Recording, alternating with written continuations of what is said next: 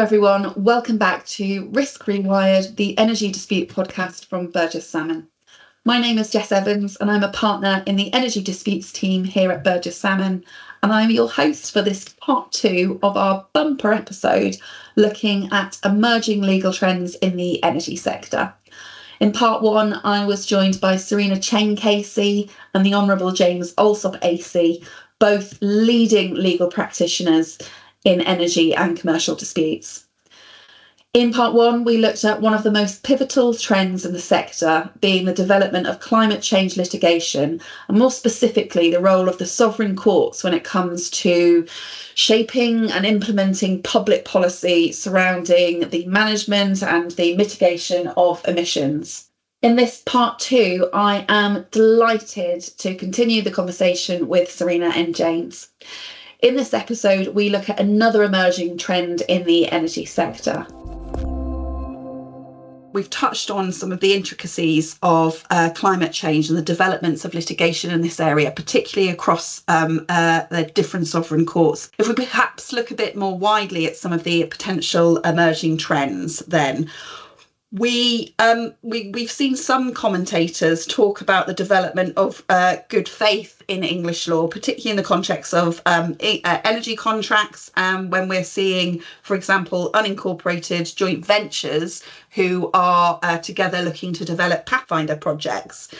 So I don't know if you've got any thoughts, either of you, on that area.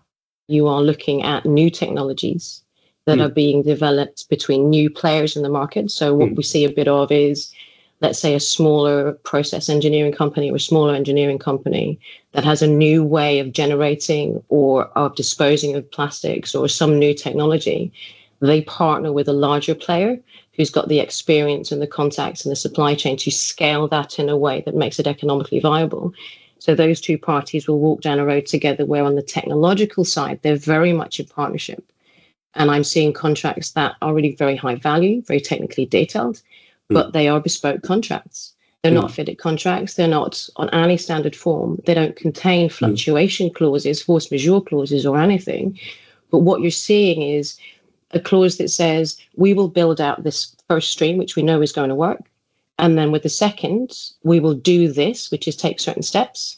If we can achieve this out-turn product, or if we can achieve this generating capacity, then X will happen. If we can't, we will work together in good faith to try and resolve what happens next. No, you will see a rise in contracts that are more like joint ventures, and they won't be fiduciaries on the assumption that I don't want to go into a partnership with you, but they're joint ventures in which they're written in language at a level of generality where good faith is an essential part of the tissue of the contract, because it can't work without, in the future, you cooperating in a way that is best endeavours good faith, however you want to express it. Because you are working together to do something that's unknown and unknowable. And those contracts are really interesting. I mean, they're like true, mining joint venture or joint venture projects where you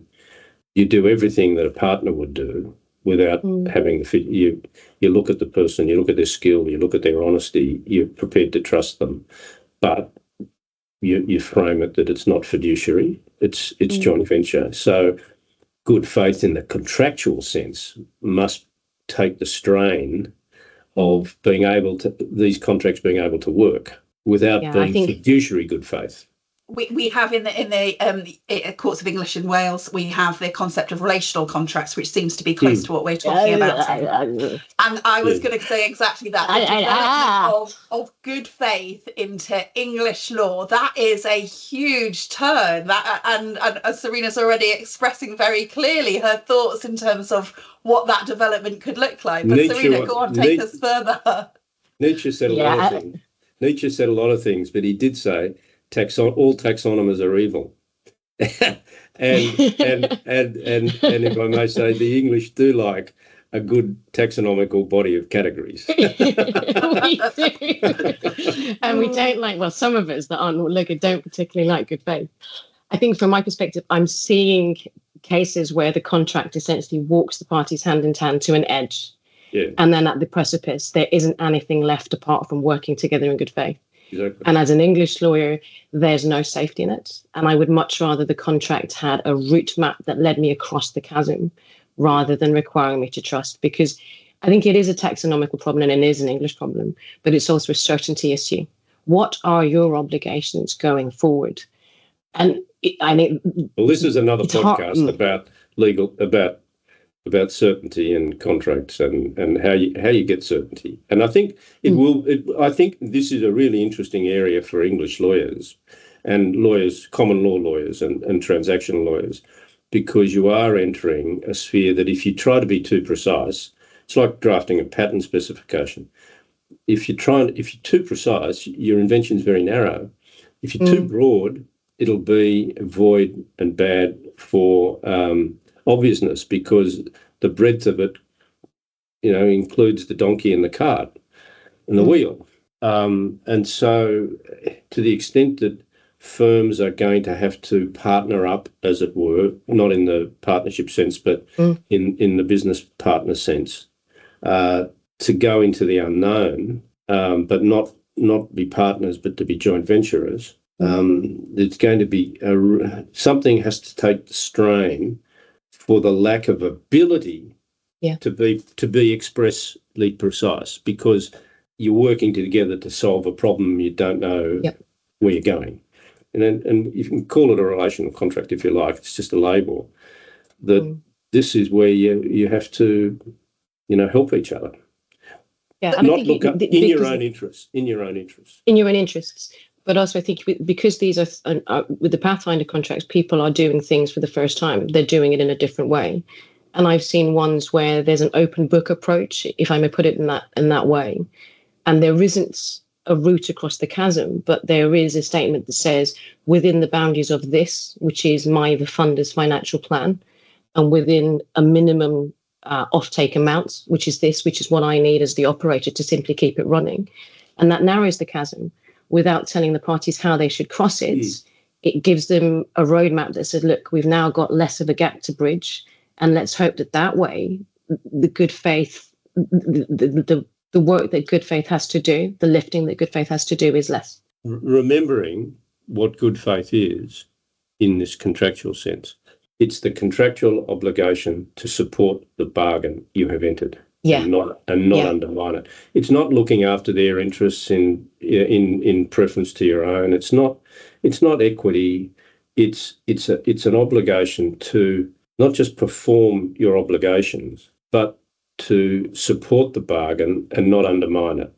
And if the bargain is more open-ended and unclear about where it's going because of what it is, a pathfinder contract, which is a nice way of putting it, then the good faith is to find the path together, to try and not undermining finding the path together and going off with some other party and entering an arrangement and doing it over there and for more return because it's more profitable in this contract. Yeah, I think I'm reluctantly agreeing. I think where that chasm exists and the unknown is unknowable, we have to have something. And good faith, in the way, James, that you describe it, fills that gap quite well. If for no other reason than it tells you what you can't do. And that gives me the certainty that I want. It's an elephant, someone who can't, you trust them, and you say, well, I know these people and I trust them. And their legal obligations, it's not to be nice to me. It's not to undermine our bargain and to support our bargain, which we're both committed to. And I've got that obligation too, to support the bargain and not undermine it deliberately. And it means that, as I say, the steps that you cannot take, and that you can judge that given the facts that you're facing at the moment or tomorrow or the next day. It has that elasticity that the Pathfinder contract requires, whilst putting the barriers up or the boundaries down. These are the steps you're not allowed to take. So I may be agreeing with you on the tax. This is a bit of a turn. And you've just shown, if I may put it, you've just shown very clearly and elegantly how certainty arises from known circumstances rather than definitions. The certainty that you can get in a Pathfinder contract comes from knowing your counterparty and knowing and trusting and knowing that they have broad obligations that you understand that mean that they won't undermine your contract if they're to act lawfully. And you trust them, so people get a lot of certainty from those kinds of general circumstances as opposed to definition. I think you've done that thing that judges often do, which is to persuade counsel that their argument is wrong in a very short period of time. Well, we could probably combine them. I mean, it seems to be, Serena, where you're coming from is your preference is to inevitably have clear contractual outputs, deliverables, obligations, but with an overlay, accepting there is the chasm that needs to be traversed. So there is still perhaps a role for good faith in some of these wider projects. Yeah, I would probably go broader than that. I think they're interesting contracts because they're interesting projects. And they're interesting contracts because they aren't bounded round and they do allow the party scope to explore. And that means that if the outturn is higher than anyone expected, they both benefit. And if it's lower, they'll find a way together without, as James says, going off and doing it with somebody else. So they're interesting, they're refreshing. How they'll come to be enforced is going to also be interesting because, as James says, it's acting in good faith so as to honour the bargain. That doesn't allow you to have a sudden increase in the contract price because of the war in Russia, etc. And exactly as James says, good faith is sufficiently clear to let you know what you cannot do and what you have to do. And in some ways, that's all you need on a Pathfinder project where you don't know what you're going to get. The great problem with good faith, and I understand why English lawyers, and I had the same view for many years, and I have the same view in relation to some contracts, is if you look at the great kind of chaos of conflicting decisions and views in the United States of America, and that's the problem. The problem is you're looking at the wrong thing because there is no such thing as, apart from maritime law, there's no such thing as the general common law of the United States of America. It's all states. If you go to New York and read the New York Court of Appeals from 1890 to 1965, you'll find the most beautiful body of 20 or 30 cases on good faith. It's not equity. It's not some responsibility to be nice to anyone. It's to support the bargain. You've agreed to this. You have an obligation to further it and not undermine it. And if you understand that about it, it's not scary at all, and it's not equity, and it's not having to take into account others' interests before yours. It's your obligation to support what you've agreed, the bargain that you've agreed to enter, and not undermine it. And if it's viewed thus, it's in English law in all sorts of places, in particular places. The duty in a builder, for instance, if someone's got the contractual entitlement to extract work from the contract, to excise work from the contract, you've got to exercise that in good faith. You can't just do it arbitrarily. I mean, there's a whole range of kind of little bits and pieces in conveyancing, where you have an obligation to act reasonably and in good faith in the sense of for the reasonable performance of the contract. And you can't do something, I think I don't want you as a contractor anymore. Therefore, if I take this out of the contract, you won't be able to make any money and I'll be able to wind you up. I mean, you can't do that. Why can't you? Because you're undermining the bargain. But it is relevant to what we're talking about because, as you say, these types of contracts where the business people are getting together to go into the unknown and make some money together and take risk together in making that money, but who don't want to be partners the last thing they want is to be partners. Yeah. But they do want to be a kind of joint venturer through a contract, through an open contract. For the future is in good faith and injunctions. Well, it might be. To try to draw the threads together. Being an equity lawyer, or commercial and equity lawyer, it's another, the injunction is often forgotten for damages. It's a potentially very powerful tool. And it's interesting because the civilians, the notion of, and what underpins injunctions is the law of contempt, which it doesn't exist in most civil.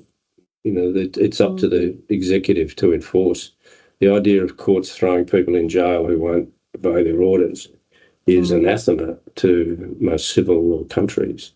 That kind of power in the judiciary to punish for contempt. But in some ways, that's probably the way you police the good faith obligation. In the example that you gave, James, of you will not undermine the bargain by, for example, going off with somebody else and completing the project with somebody else. Again, to draw the threads together, that could be something that's enforced by way of an injunction, a prohibitory injunction against this, because it would be a breach of contract. And it may involve the release of confidential information and all various other things. Yeah. So there's me now agreeing with good faith and the use of injunctions to enforce contractual obligations.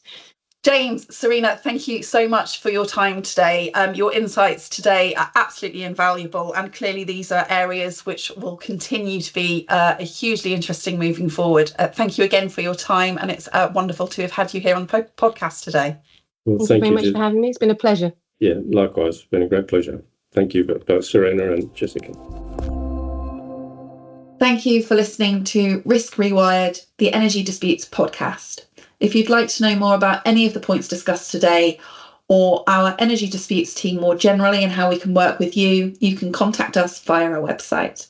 Thank you very much for listening, and bye for now.